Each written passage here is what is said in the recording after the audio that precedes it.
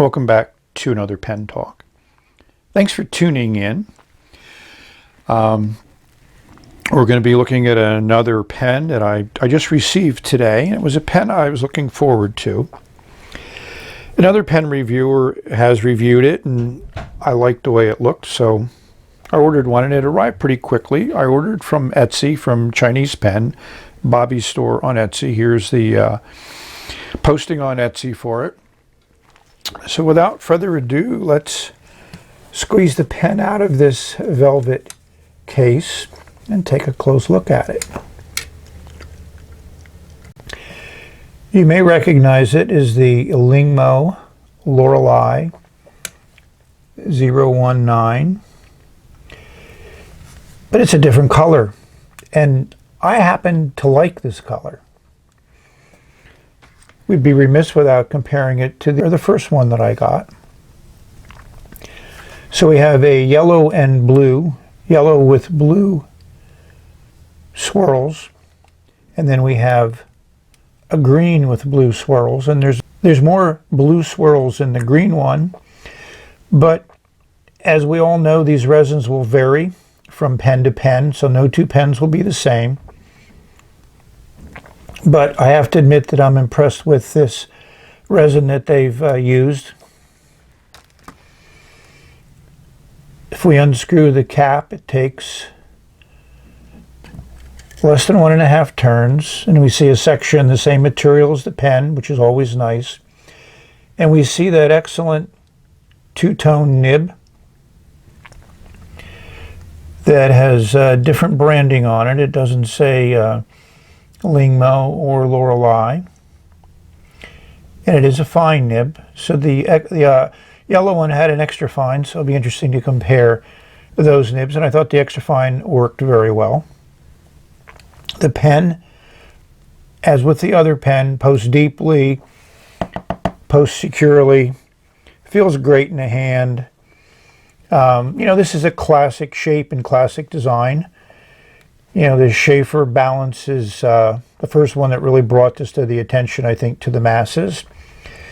And now, 100 years later, we're still looking at that same design.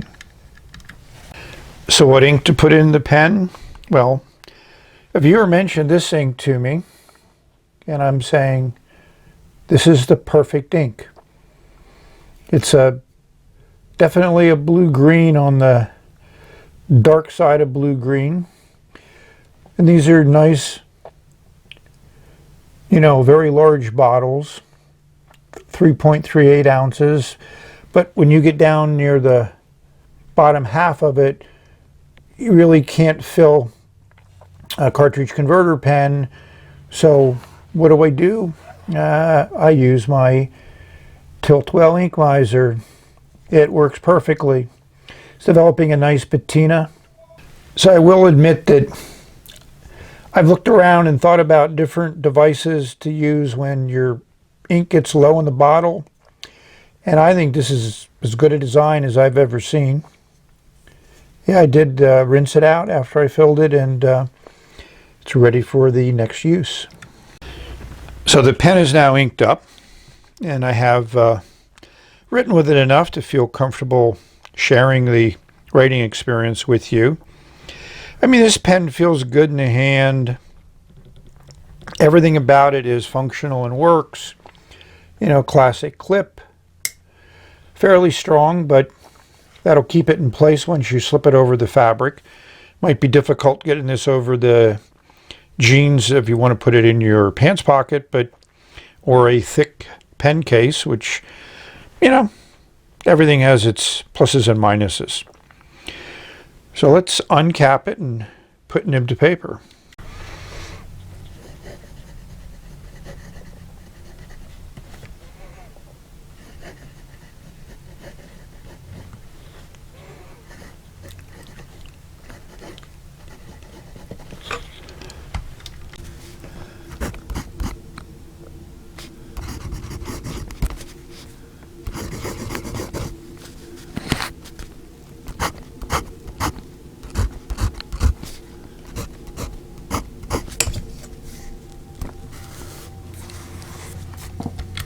So overall, I'm very happy with this nib. I put the microphone next for this writing here so you could hear the nib on the paper. And for a fine nib, it is smooth. I enjoy writing with it. It is stiff. There's no bounce, there's no give. You put a little pressure on it, it'll open up the tines a little bit, but it's not something you're going to do consistently, and you're not rewarded by a lot other than more ink. And I would say it's on the medium side of wet, even going to the wet side, because considering it's a fine nib, it's not going to lay down a lot of ink. So the fact that it laid down this amount is quite nice. So now we have to rate this pen. And I rated the other one, and I don't remember what I rated it. So I'm going to give this one a 9.1. And I'm going to give it 1 check for the nib and 1 check for the visual appeal that it has. I like this resin much better than the yellow. So we'll go back and we'll revisit that, and then we'll talk about that later. Well, I went back and looked, and I gave the yellow one an 8.6. So I think that this nib I just like a lot better. I like the color better. And, you know, my second pen in this series, the construction, the quality, and everything else is done very, very well. So I can now give it a check mark for consistency. So this is the sheet that I did for the 019 in yellow, the previous version of this pen that I reviewed. And I agree with all of these, except with the fine nib, I might give it 3 checks for writing, which boosts up its overall rating. And I might give it 3 checks for build. I think one of the parts that had me a little bit less positive on the first pen was the fact that the design is, you know, fairly common, fairly classic, but I've learned to enjoy and like it over time.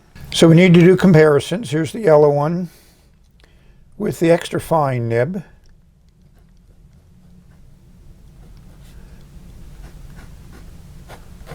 And it's definitely much finer, maybe about 60% of this line for the fine nib. So that's really a difference, which is quite nice. I mean, not everybody has that type of difference between the different nibs. And if you put a little pressure on it, it opens up even more. So this seems to be a little softer than the fine nib.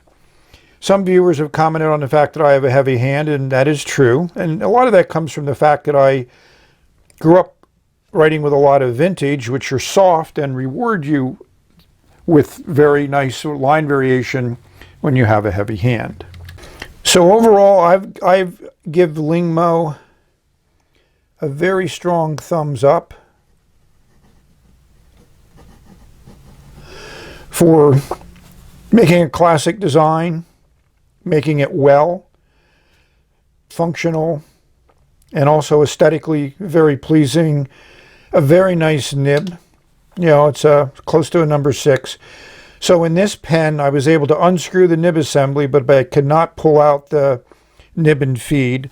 The yellow one, I was able to pull out the nib and feed after I flushed it. This one, I flushed it with my soap and water solution, and it still wouldn't come out.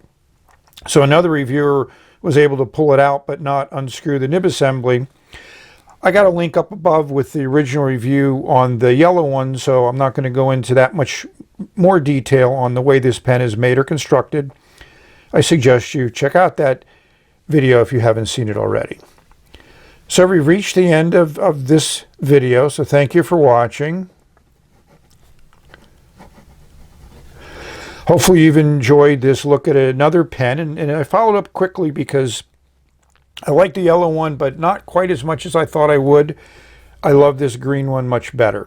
I just like the way the color works with that green, darker green color, and a lot more of the blue in it. That's just my personal taste. So may you have many great writing experiences. May you find a pen that you fall in love with, or maybe more than one like I do, and give it a shot. Put some ink on paper. It may surprise you what you can do with that. So we've reached the end of this video, and we're going to say bye for now until the next video. And I really do like this nib. It feels good on paper.